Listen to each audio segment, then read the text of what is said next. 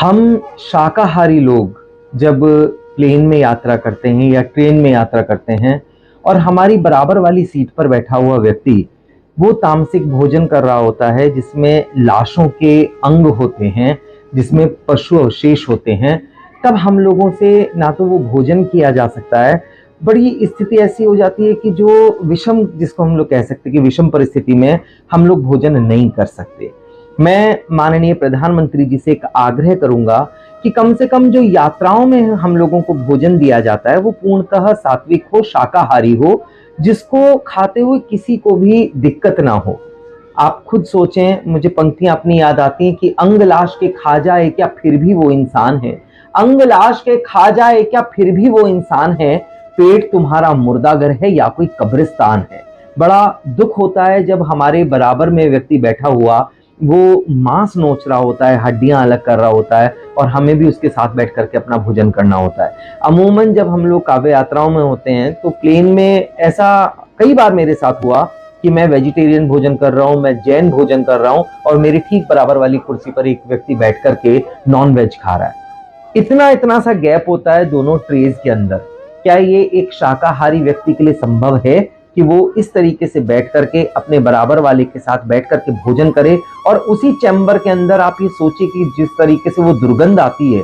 हम लोग शाकाहारी लोगों के लिए बड़ी व्यवस्था वहां पर खराब हो जाती है, हम लोग भोजन नहीं कर सकते। मैं माननीय प्रधानमंत्री जी से एक निवेदन ये करूंगा कि कम से कम यात्राओं में जो भोजन प्रस्तुत किया जाता है, जो पेश किया जाता है, जो हम लोगों को खाने को दिया जाता है, वो पूरी तरह से शाकाहारी हो, जिससे एक दूसरे को दिक्कत ना हो। जब धूम्रपान पर आप प्रतिबंध लगा सकते हैं, वो इसलिए क्योंकि बराबर वाले जो सहयात्री होते हैं उनको दिक्कत ना हो, तो ये भी एक बहुत महत्वपूर्ण स्टेप है जो कि तमाम शाकाहारी लोगों की तरफ से एक निवेदन के रूप में मैं सौरभ जैन सुमन कवि की हैसियत से आप तक ये पहुंचा रहा हूं। और निवेदन आपसे करता हूं कि आप जो कि स्वयं एक शाकाहारी हैं, जो कि कम से कम अगर मैं बात करूं कि हमारे प्रधानमंत्रियों में एक ऐसे प्रधानमंत्री हमारे देश को गौरव के रूप में मिले हैं जो हर एक व्यक्ति की भावना का सम्मान करते हैं, धर्म में जिनकी आस्था है, तो आपसे ये कहना हमारा अधिकार भी बनता है और आपसे हमें आशा भी है कि हमारे इस निवेदन पर आप पूरी तरीके से संज्ञान लेंगे। मुझे पंक्तियां याद आती हैं, आंखें कितना रोती हैं जब उंगली अपनी जलती है। एक बार अगर हम लोग पीड़ा अनुभव कर सकें उन पशुओं की जिनको काटा जाता है, जिनको मारा जाता है केवल भोजन के लिए, तब वो पंक्तियां मुझे याद आती हैं कि आंखें कितना रोती हैं जब उंगली अपनी जलती है, सोचो उस तड़पन की हद जब जिस्म पे आरी चलती है। बेबस था तुम पशु की देखो बचने के आसार नहीं, बांध दिया जाता है। जिस तरीके से कुर्बानी के वीडियोस आप लोग देखते होंगे इंटरनेट पर डले हुए,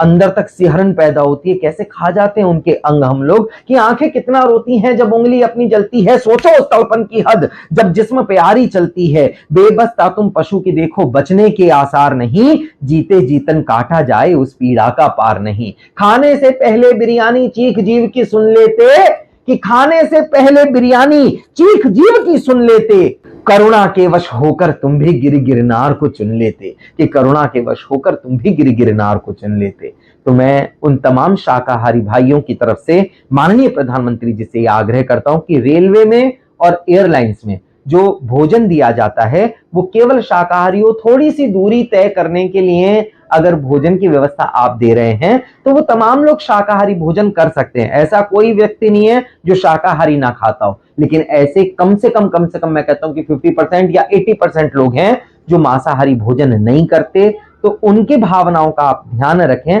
और कम से कम यात्राओं में इस प्रकार का कोई भी जो भोजन